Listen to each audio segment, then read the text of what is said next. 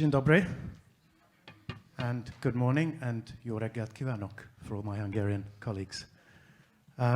My name is Andrew Mylath, as you can see. First of all, I'd like to say a big thank you to all of those who've presented before me, these 10-minute showcases. And I don't mean the two that you've just seen today, but the guys that were here yesterday, saw 15 of them already. And each of you have shared your stories, which have been real stories about real journeys, real achievements, told by you with your passion and energy. And I think that you guys, I mean, it doesn't get better than that. So this is the reason, Tom, that I come to a conference like this. And I just wanted to say a good round of applause to everybody. For me, you're all winners.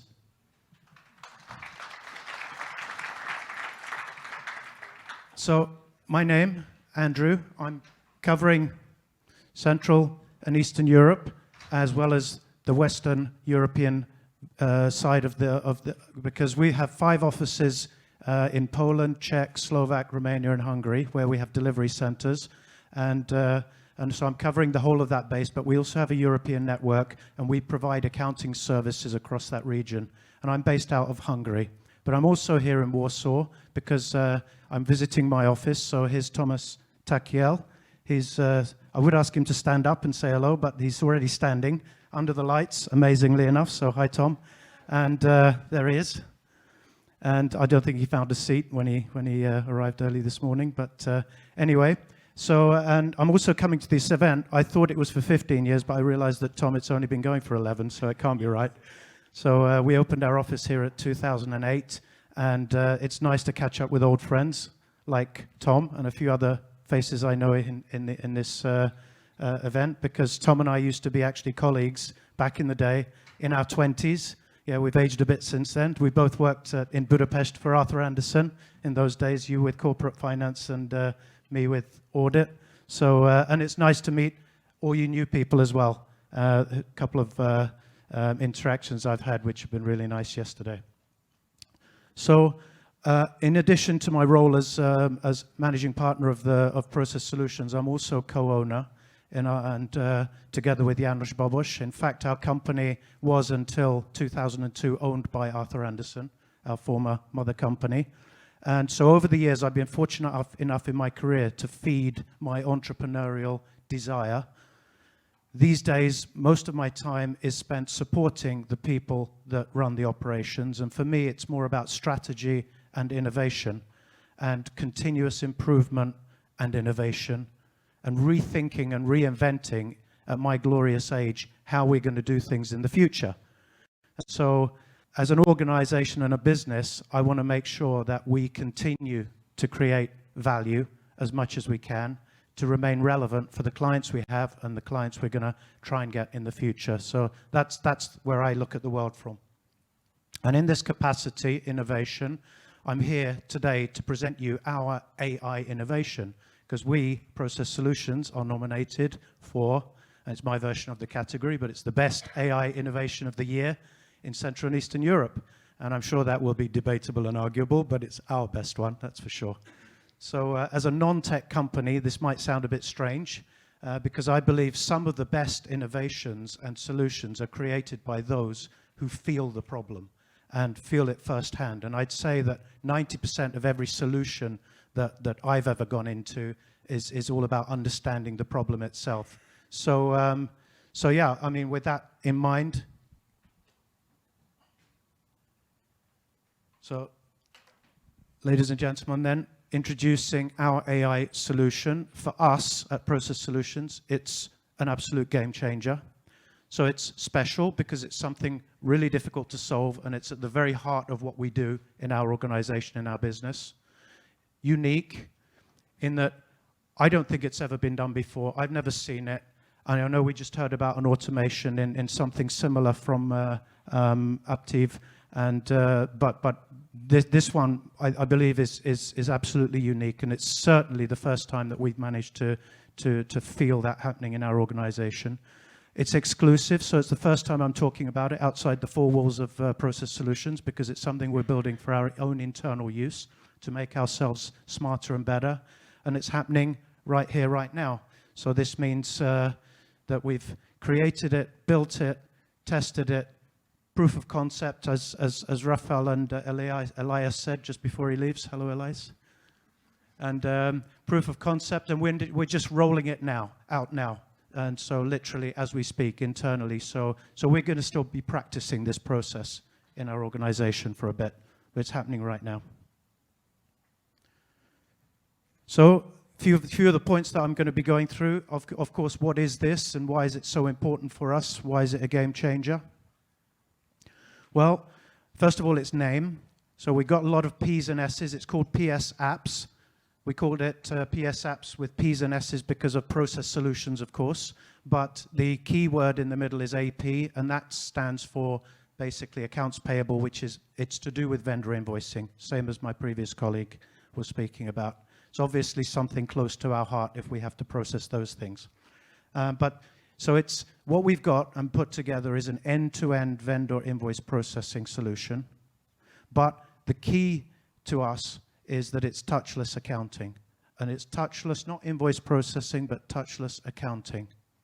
And it solves the problem for non-purchase invoices, non-purchase order invoices, so touchless accounting. Context, who we are. I mentioned a few words about who we used to be, 100,000 people, then we kind of vanished and tried to re-emerge as process solutions. So that's where we are in our 5 countries, but we cover the whole of Europe, coordinating out of our headquarters in Hungary. More than 100 people in our office, more than 100 in Poland. So we do accounting services for hundreds of clients across dozens of countries, and we process tens of thousands of invoices. But it's not the processing that we do in the transactions. Thank you, Tom. It's not the processing that we do for its own sake and its own self. We actually prepare the accounts themselves. So we go to the end of the month. We do the heavy stuff. So we go VAT returns at the end of the month and financial statements at the end of the year. That's what clients pay us to do. What do our clients expect? Nothing more than any other clients. We heard Rafael, even as a CFO, he's expecting value, and he would be potentially one of the clients that we could have, for example. And so we need to produce value, therefore we need to be efficient. We also, because it's outsourced, we need to be extra correct. There's no excuses for getting things wrong when you've got VAT returns and general ledgers at stake. So what does this comprise of? Nothing unusual. Of course, there's capture, getting all the data in, either from electronically or through OCR. And by the way, shout out to our Ukrainian colleague from PwC, said use Ukrainian products wherever possible or services. Well, this capture tool uses Abby, which is a Ukrainian product, and I would vouch for that product. It's an excellent product. So. Of course, we have the invoice routing part in the middle, which transmits all the invoices to the front end of our client's business for approval, and then we do the magic stuff and book the GL and the VAT codes at the end. All of these are just third-party tools that we've bolted together. So we haven't had to build these. We're not in the business of building tech when it exists. But what we've done is we've added what is a brain, and we've slotted that brain in. And that brain essentially makes sure that we can do 100% accurate coding at fast speed. We only tell it what to do once, and then we don't have to tell it again. So this kind of eliminates the transaction processing that accountants have to do. And accountants find it very hard to let go of invoices when it comes to GL and VAT. They need to look once and twice and 3 times. And this actually has been designed to allow the accountant to let go, which is a game changer for us. You may say that it already exists. Well, it does. Sorry. There's the brain. Sorry, I've slotted it in. Got 2 devices running, so I'm running a little bit in parallel here. So you may say that you've heard of automatic coding before. Of course. EDI, I mean, some of you have much more experience of EDI than we do because we're not processing EDI for our clients. We're not at that level, at that scale. we're hundreds of people, we're not processing EDIs, but EDI, which is electronic data interchange, is a fantastic process. And if any of you are managing to connect your businesses with your suppliers in that way, of course, I would encourage you to do so, because that's full automation end to end. Purchase orders, again, fantastic process, excellent business control, nothing I could argue against that. That's what ERPs do. Build your purchase orders, but even there, the coding has to be done manually at the upfront, and that's very difficult for accountants not to want to have a look at the end to see, is that coding correct? But it streamlines the whole approval process. So what we're talking about is the rest. And I can tell you for us, the rest is a heck of a lot of invoices. There's a hell of a lot of non-PO around, non-purchase order. And maybe some of your organizations are up to 60, 70, 80% on purchase order, but it's the remainder that we end up doing in our organization. So once again, it's to streamline what we do in our own offices. That's why we built PS Apps.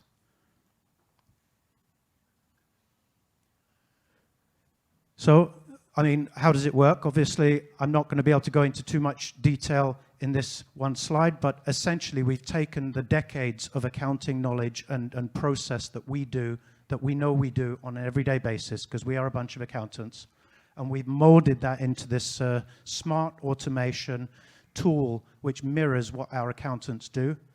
Basically, the algorithm then enables us to, so the algorithm then makes the decision on the GL and the VAT. And the thing is with this is that the human, the accountant, is in full control of the algorithm.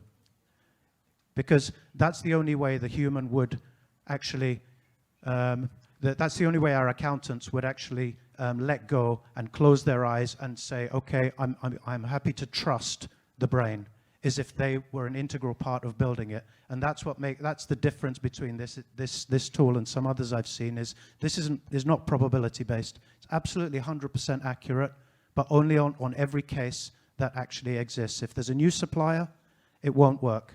So it will be an exception, but you only have to set that up once. If there's a new product for an existing supplier, it won't work. You have to set that up once. But once you've set it up, it's full automation. And I wonder whether some of those roles in accounting, like I'm talking about now, are not some of the things that are moving to India as a result of it not being able to be fully automated. So the end pieces where, you know, if we manage to automate those, then ultimately there's nothing to move across anymore. And you can release your people to higher value activities. And that brings me to what's the game changers and the benefits here for us as an organization, let alone our clients, but just for us, because we want to make sure that we can see some benefits, because if there are, then we can share them with our clients. First of all, it's our people.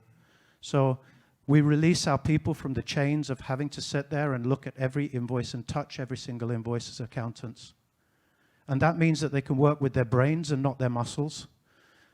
We eliminate these repetitive transactions, and we shift them to work in higher value added activities. Like was mentioned before, data mining, for example. I mean, mining the client's data would be far more interesting activity for our people, and adding extra value than just simply processing the invoices to get their VAT returns done. If only we could get there. And on the other side, it's our business, so it's obviously about saving time, which saves cost.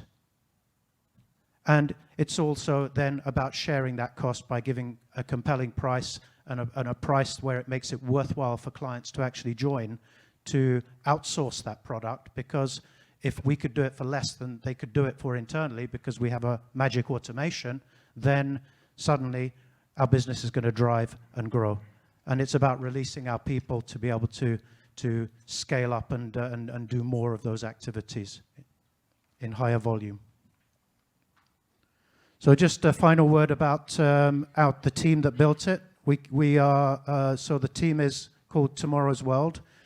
We set the team up a few years ago, and 5 or 6 years ago, mainly to work on our internal way of work, but also on what we do for our clients.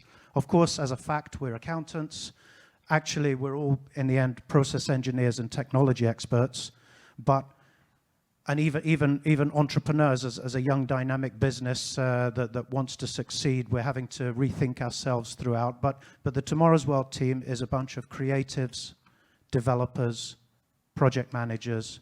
In fact, we're somewhere around about 3-4% of our employees are working in this team.